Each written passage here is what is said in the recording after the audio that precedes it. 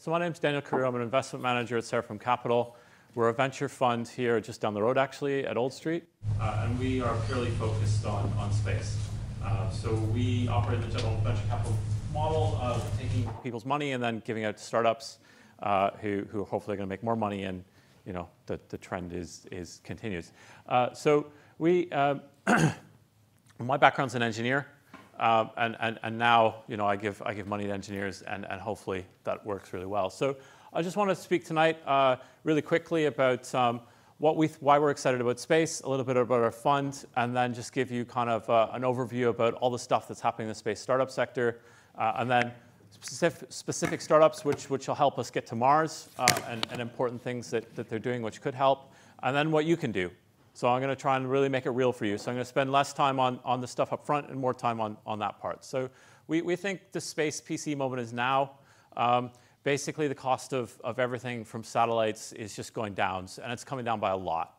And this is what was mentioned earlier. This is a really big driver for any supply chain, and space is no different. So we're getting lots of tech convergence, which is, this kind of looks like a phone, which is in space. And that's important because that means it's really cheap to manufacture. So if you go to the next, yeah. So, and this is kind of having knock-on effects sort of everywhere down the supply chain and everywhere to do with space. And it's all from it's becoming cheap, it's becoming faster, it's becoming more software-centric, disposable, and it's creating new business models which are very different from before, which is great because that means some of the problems that we spoke about, but the real cost of getting to space, you kind of look at it a bit differently, and suddenly it becomes cheaper, and you can get there with the money we have. So that's why that's important. So next slide. So this is us. So we're a space fund. We've got a strategic relationship with ESA. So I speak to Julia's colleagues every month essentially, and we talk about what's happening in the system in the industry. We're backed by the likes of Airbus, the British Business Bank, SES, which is the world's biggest satellite operator, etc. And our partners are one of them was the founder of Google Earth. One of them was he sold one of the first space imaging companies for $1 billion. So we think we know something about this, and we're making investments now. So what we do is we invest in mostly businesses which look down at the Earth. So we look at satellites, and we look at anything else which we think of as kind of like satellites. So coming down through the atmosphere, UAVs, drones. If you put an imaging package on an aircraft, that's important to us as well. And we think about this as a data supply chain. So we think about build in terms of componentry, launch, getting your imaging platform or your data platform to a spot. Collect is that'd be the constellation. That's the actual satellites. Downlink is how you get that data off the platform. Store is kind of like your data center type stuff. Where do you put all this data once you've got it? And then analyze in product. So product is like a trading platform or whatnot. So we're agnostic in terms of industry. I look up startups everywhere that are applying space data. So next, the interesting that's happening now is that there's a lot more money going into space, and this I think it just can't be spoken about enough, because this is the thing that allows us to go to Mars. This is the thing that builds infrastructure, which just makes it cheaper to make those steps, and lots of private money, right? So $5 billion of VC funding. Right now, it's not going in very evenly. I mean, we get a lot on launch because Bezos and the likes are putting money into launch. But we expect that this is going to change. We're going to get a lot more on the collect side, build, downlink, etc.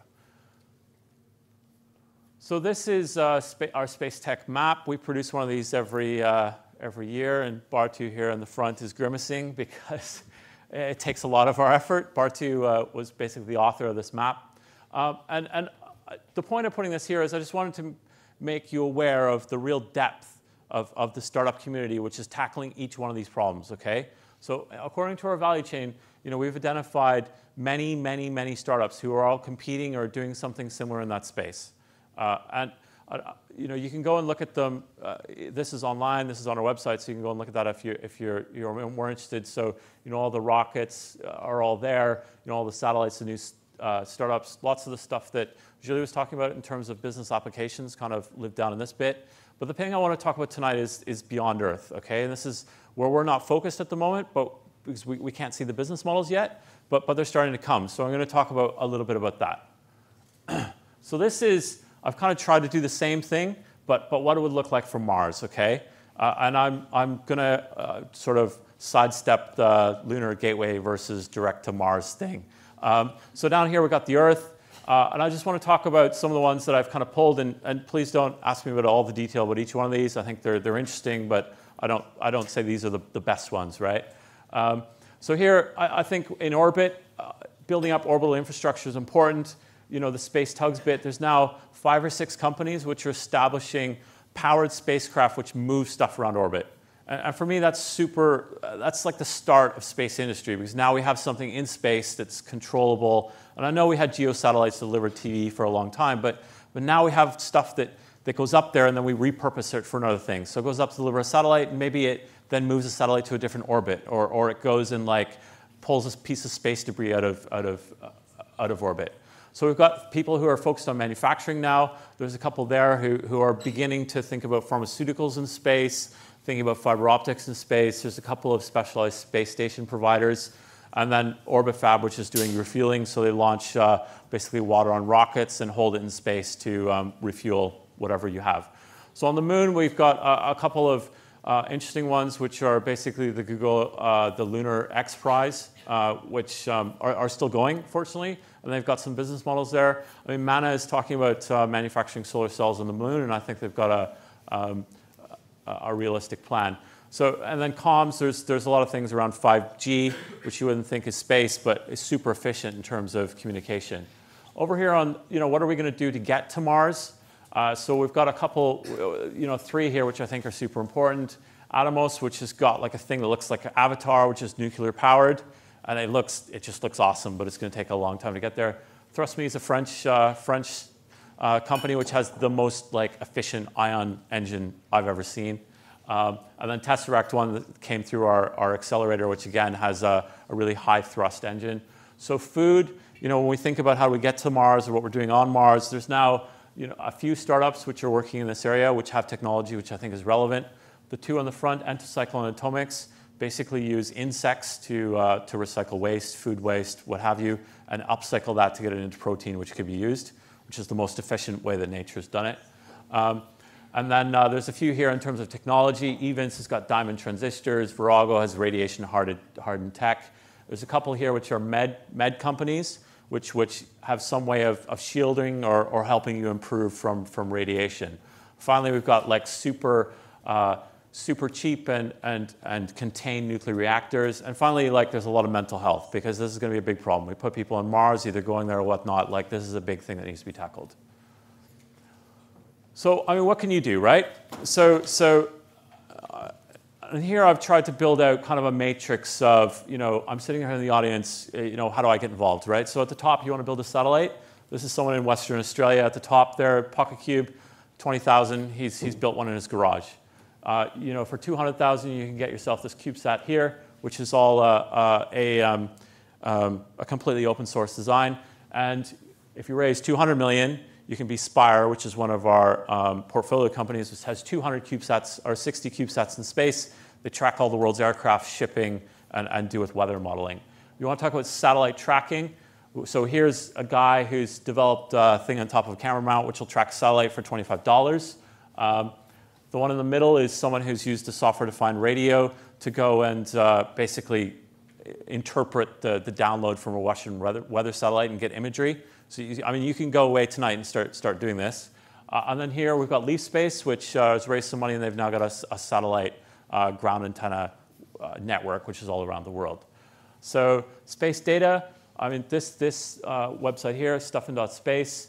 Is a back end to the US Department of Defense space tracking. I actually use this all the time. Every time someone's got a startup, I'm like, oh, where's their satellite? And I go in and then type the name, and you can see where the satellite is and what is happening. So anyone here could go and plug into that data and develop something new. Or ESA has a Copernicus Masters competition. All of their data is free. You could begin to build really interesting business applications, get some funding from them. You're super successful, and then come to me, and I give you some more money. And then that's how it works. This is Open Space Agency, which has a really interesting optical telescope bit, which is the most rigorous that I've seen. And then here, Leo Labs is these guys who have created a ground-based radar, super cheap. It can image all the space debris in orbit. So it's kind of, again, how it gets more complex. So if we're talking more specifically about Mars, you could get involved with some of the NASA competitions. So Astrobe is one of those. Here's a CubeSat, which was done at JPL, which is going to go, which I think is on its way to Mars now. And then here, what these big companies are on Mars, we just don't know yet. Okay. So if you go to the next slide, so that's what you can do if you're an engineer. Okay, and I'm an engineer, but I think, and you know, it's spoken about before. It's like, why do we do this? You know, for me as an engineer, I would love to design something that goes on Mars, okay? But we operate within the commercial envelope that like society gives us, right?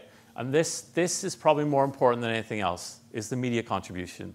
And you know, more money's been made probably about media on Mars than actual stuff that engineers have built to go on to Mars. Not only that, but this is the thing that gives the engineers the ability and eventually all of us to go there. And I don't know what that looks like, because I'm an engineer. I just know now, being in finance, that this is really important. This is how we get the money. This is how it all happens. I can't map out what that matrix is in order for that to happen, but I'm hoping someone in the audience can. And I'm really grateful to come along tonight and to be involved. So thank you.